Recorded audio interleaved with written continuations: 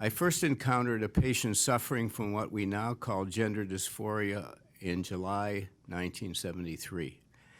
In 1974, I founded the Case Western Reserve University Gender Identity Clinic. I was an early member of the Harry Benjamin International Gender Dysphoria Association, which today is known as WPATH. I served as the chairman of the Standards of Care Committee for WPATH. Contrary to hopes that medicine and society can fulfill the aspiration of the trans individual to become a complete man or a complete woman, this is not biologically attainable. Indeed, the aspiration to become a complete man or woman is not even attainable in the trans person's private subjective self.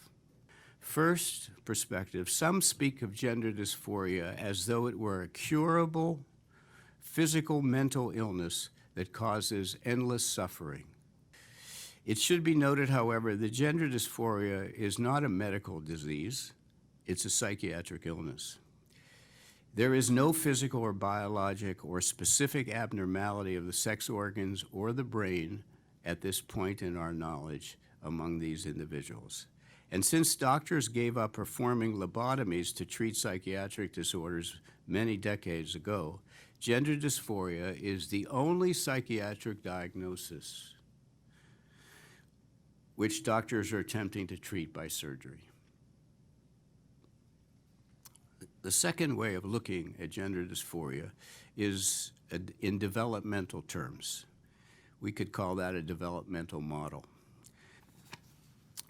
In a young child, we would view attraction to a transgender identity as likely as an adaptation to a psychological problem that was first manifested as a failure to establish a comfortable, conventional sense of self in early childhood. In an adolescent, clinicians would look for fear or a sense of failure associated with the roles that the individual associates with his or her biologic sex. In other words, we're very thoughtful about the things that a child may misunderstand, may not have lived long enough to grasp yet. Many young children, trans-identified boys, think that males can only exist in this range of behavior, whereas when they're older, they will understand you can be a man in any one of these ways. And similarly for girls. This is a child's thinking, not a grown-up's thinking.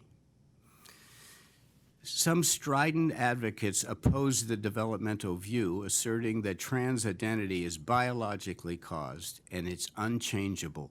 But this is not supported by science. Recent sudden changes in the numbers and makeup of those experiencing gender dysphoria strongly suggest a cultural or a sociologic rather than a biologic cause, because the genetic makeup of our species does not change over a 20-year period.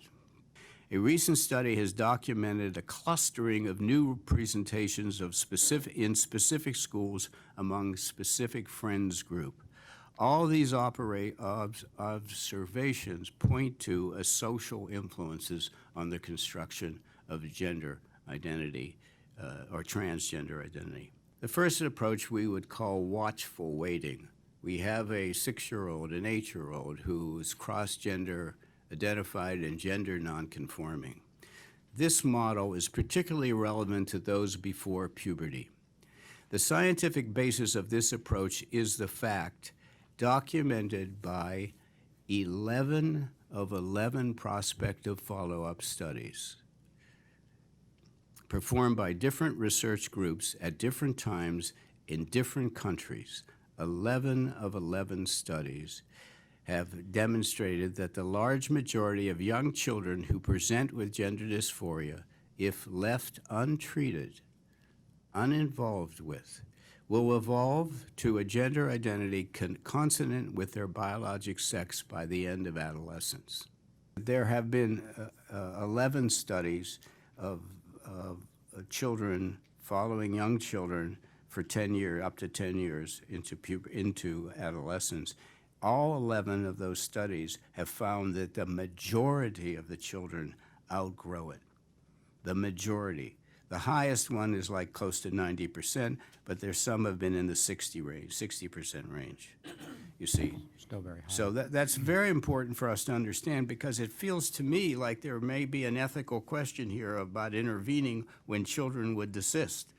It seems to me that why aren't we talking about the ethics of that?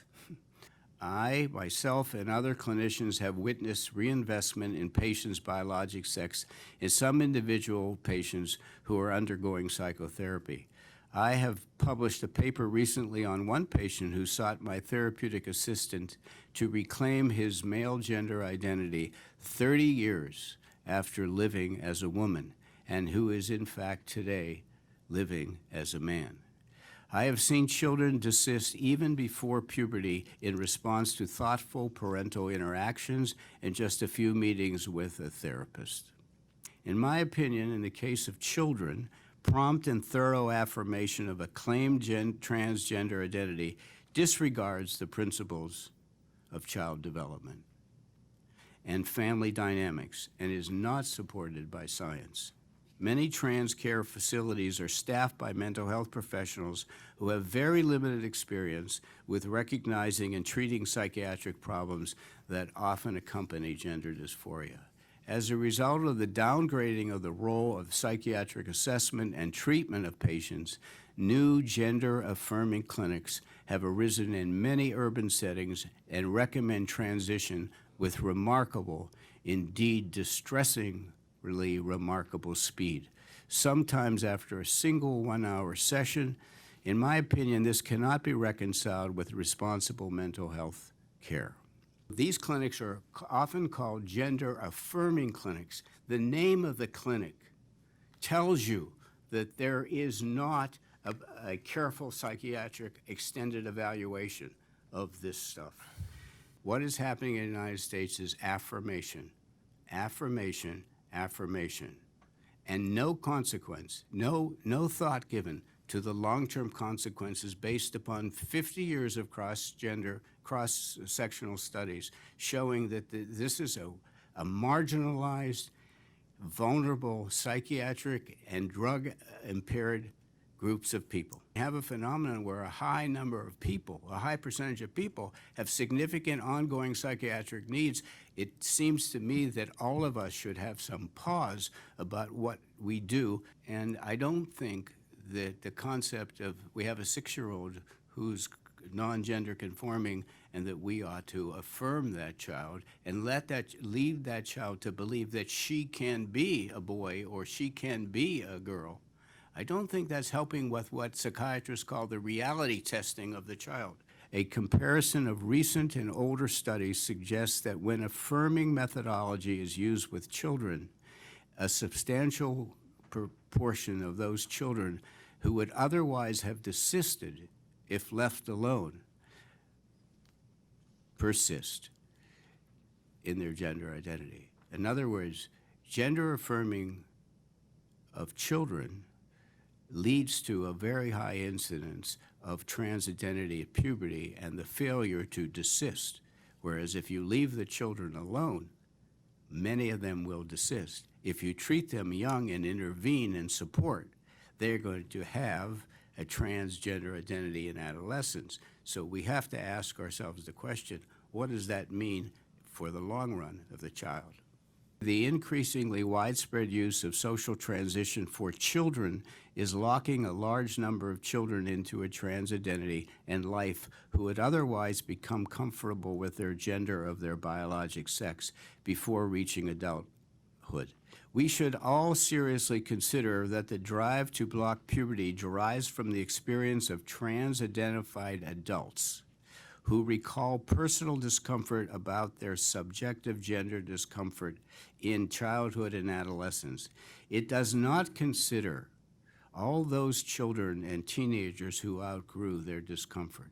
In other words, the idea of giving puberty blockers is based upon adults who are not doing well, recalling that they were uncomfortable with their body. And so that suffering, say among 40-year-olds, have led some researchers to think we could prevent this suffering if we only block their puberty. But that does not consider those people who outgrew it and are not talking at age 40 about their discomfort. Certain advocates and advocacy organizations make statements that would give the impression that science has already established that prompt affirmation is the best for all patients, including children, who present the indicators of trans identity. This belief is not based on good science. It ignores both what is known and what is unknown about health outcomes for transgender people. Advocates of immediate and unquestioning affirmation of social transition sometimes assert that any other course will result in a high risk of suicide in affected children and youngsters, teenagers, leaving aside young children who very rarely commit suicide for any reason. It is certainly true that individuals with gender dysphoria are well known to commit suicide at elevated rates. But this is true both before and after social transition, and before and after gender-conforming surgery, which it used to be called sex reassignment surgery. No studies show that affirmation of children or adolescents reduces completed suicide rates, prevents suicidal ideation, or improves long-term outcomes as compared to either watchful waiting or a psychotherapeutic model of approach to these children. Claims that affirmation will reduce the risk of suicide for children and adolescents is not based on firmly established science. A Swedish follow-up study tracked almost all individuals in that country who underwent sex reassignment surgery over a 30-year period and found the suicide rate, I am not exaggerating, ladies and gentlemen, the suicide rate in Sweden among people who are operated on for this problem was 19 times the general population. We do not know that kids who do not transition have a higher risk of suicide. We do not know that. That is not an established fact. But what many people believe that unless I transition my kid, they're going to be dead. And what happens oftentimes is the trusted mental health, the trusted pediatrician or the mental health counselor or the psychiatric evaluator or the nurse dealing with them has said to their parents, that's a manipulative, coercive, terrifying thing, you see. Now, we in the medical profession want our patients to trust us, that we know the science of things. And if we summarize that your kid is going to be dead unless you transition them, they either trust that and, oh my God, we better do this, and let me put aside all my intuitive worries about the wisdom of this, you see, or they get another opinion. There are no studies that show the affirmation of a trans identity in prepubescent children leads to more positive outcomes, say, by age 25 or 30, than does watchful waiting or ordinary psychotherapeutic approaches. On the other hand, what is known is that there are numerous known, likely, and possible long-term downside risks associated with living life as a transgender individual. Let me detail several classes of predictable, likely, or possible harms to patients associated with transitioning to live as a transgender individual. The first one I want to mention is sterilization. Obviously, sex reassignment surgeries that remove penis, testes, ovaries, vagina, and uterus are inevitably sterilizing. But medical professions also believe that we should assume that cross-sex hormones, which are increasingly administered to older minors, may also be permanently sterilizing. Does any 11-year-old, even one who has parental consent, have the capacity to consider the implications of personal sterility that may show up in his or her life 20 years later? Second, the loss of sexual response. Puberty blocking prevent maturation of the sexual organs and sexual physiologic responses. Some and perhaps many transgender individuals who transitioned as children and thus do not go through puberty consistent with their sex face significantly diminished sexual response as they enter into young adult life. and are unable to ever experience orgasm. Children, of course, cannot imagine what this will mean for their future lives and psyches. In terms of mental health, however, in my opinion, individuals in whom puberty is delayed multiple years are likely to suffer negative psychosocial and self-confidence effects as they stand on the sidelines while their peers undergo pubertal changes and get involved in social interactions that cause them anxiety but help them to learn how to manage their sexual feelings and to conduct interpersonal relationships.